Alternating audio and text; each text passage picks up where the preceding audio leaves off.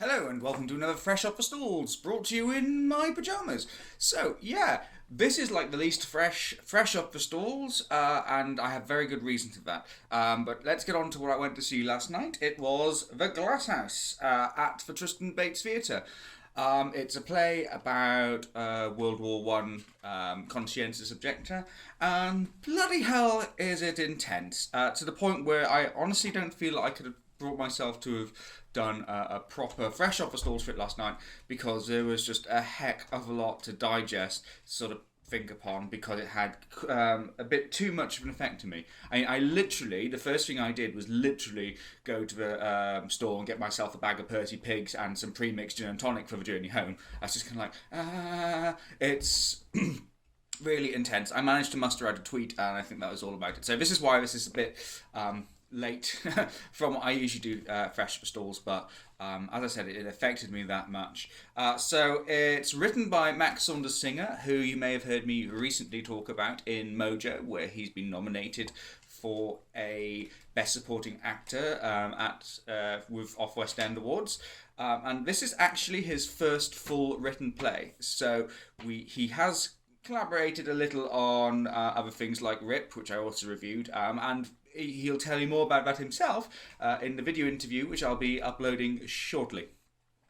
So yeah, brand new piece of writing, and it's pretty damn good. It's where can I start to describe it? I think this is even after sort of having the evening to sleep on it, I still sort of need to think about how to put it. It's brutal. I think if I'm going to pick one adjective, it is brutal. Saunders Singer does not shy away from the horrors that we can only really imagine, having not been there ourselves. We can only but imagine, and it pushes our imagination into some really, really uncomfortable places.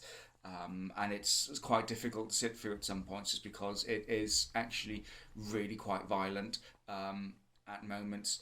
But what I love about this as well, it presents, so the whole thing is about there's a conscientious objector who is being imprisoned in a barn on the French front, and sort of him in there with another conscientious objector, which is actually another soldier who has suffered quite badly from shell shock, and sort of that sort of line through it.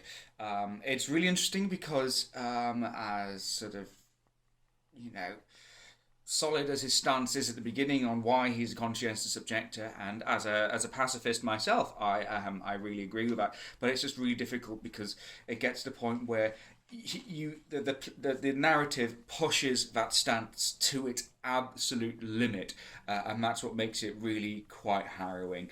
The whole thing that even in the most horrific of scenarios, is it Arthur the name of? Yes, Arthur. No, Pip.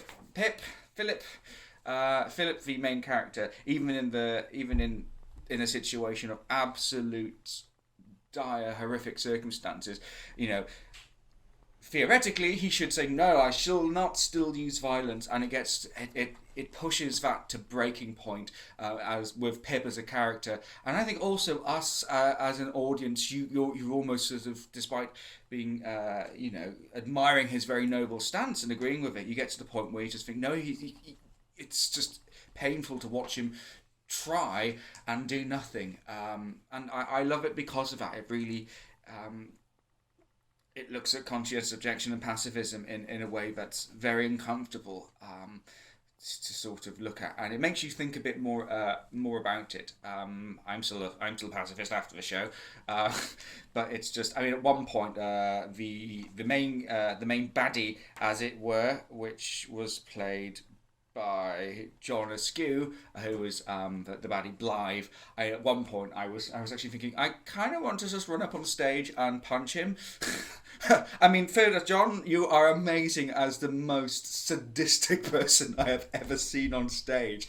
Oh, good grief. But yeah, it's really difficult. But I love what about the narrative as well is that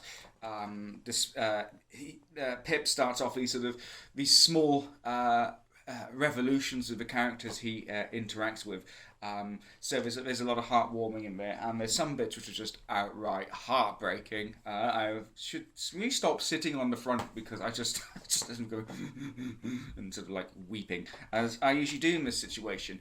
So yeah, really really interesting look at pushing pacifism to its absolute limits in an incredibly brutal and violent way. I mean, there's even one bit where it's amazing what you can do with offcuts from a butcher's. I won't say much more to not wanting to give it away. Yeah, cast are amazing. Now, what I always worry when you have some of the creative team also in the play, there's a possibility that some of the actual acting or the production or direction suffers a little because of it. Absolutely not true here, and I'm glad this is one of the times when it kind of it does break the rule a little. Max Saunders Singer, of course, we know he's an excellent actor. He's up for an award. Why wouldn't he be? And despite the fact he has actually also written this piece, you don't. If you didn't know that already, you'd never have guessed. I mean, he's just so organic and so comfortable. And so natural in his role as Pip. He sort of, I think, as much as he's written it, to me, he comes across as he's much more about the character. And that's probably because he's also written it, because he's written... he knows much more about it. I don't know what that is going on my phone. I do apologise if it's made a big, nasty sound. So yeah. Another performance as well, Sam Adamson, who was fresh out of college. An incredibly and so uncomfortably visceral performance. Someone with shell shock. It's always disgusting to watch because it's that disturbing and with that much energy, and it's absolutely brilliant. Everyone involved in the show. I really love Simon Naylor as Harper, the sort of the sergeant of the piece. Really sort of has a bullish charm, which is fantastic. And I've already discussed Blythe, Raphael Vera as Truman, again brilliant, and Sonny Beckett as Mary Borden. Which is interesting. The poet Nurse from the War is in that as well. Why not? It's brilliant in that. It's an excellent show, and the set as well is probably the most impressive thing I've seen on the Fringe. Full stop. Let alone certainly the most impressive thing I've seen at the Tristan Bates. They've really gone to town, and that's no doubt thanks to their Kickstarter funder, who I'm trying to find the name of in the thing. No, I can't. Don't know why.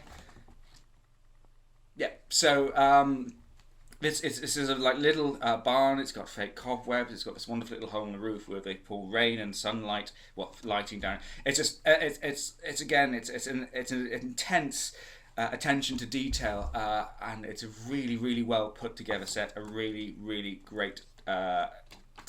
Great production, and Sebastian Blanc again directing, working again alongside Max Saunders Singer after Mojo, and does a brilliant thing there. It's quite a small space. It's supposed to be. It's a claustrophobic little barn on the French front, and he works with it well. There's some wonderful use of people sort of in the fringes doing them things, and you can look if you want, but never distracting from the main things going on, and makes this space feel as claustrophobic when it needs to be, but doesn't make it feel cramped when it doesn't need to be. So yeah, I think that's pretty much it I can say for most of it. Writing, I think that's the only flaw, and it's not a massive flaw, it's a small flaw. It drags. It suffers from pacing, but I think it's really difficult in a piece like this to get pacing right. Why? Because it's incredibly intense, and you as an audience tire out so easily because of it. So what I see as Max Saunders Singer why can't I say that? Max Saunders Singer, what he's done is gone for a very naturalistic approach to dialogue, text, and drive, but unfortunately that kind of makes things lull a bit. So you're all sort of very charged up with whatever emotion is coming at you from whatever scenes, and then it just kind of goes on a bit too long, and you're already tired, and it's just difficult to engage in that length because you're knackered. But yeah, as I said, he's gone for a very sort of natural approach to pacing and dialogue, and that's working. That works. It does feel very natural, but it does mean you're just kind of sitting there going, "Oh God, I'm tired. Get on with it, please. I want to." It's just a bit much, But this is his very first play. So for him to achieve what he has already with everything else, some wonderful dialogue, some great poetry, for some very natural dialogue as well. Everything that just, is brilliant. And the pacing is a thing, and I think people will feel that. People think it will drag, but I don't think that's something anyone can really hold against it much, because the rest of it is just excellent. I'm going to stop babbling on, and I have not broken into tears this time on camera, which is always good.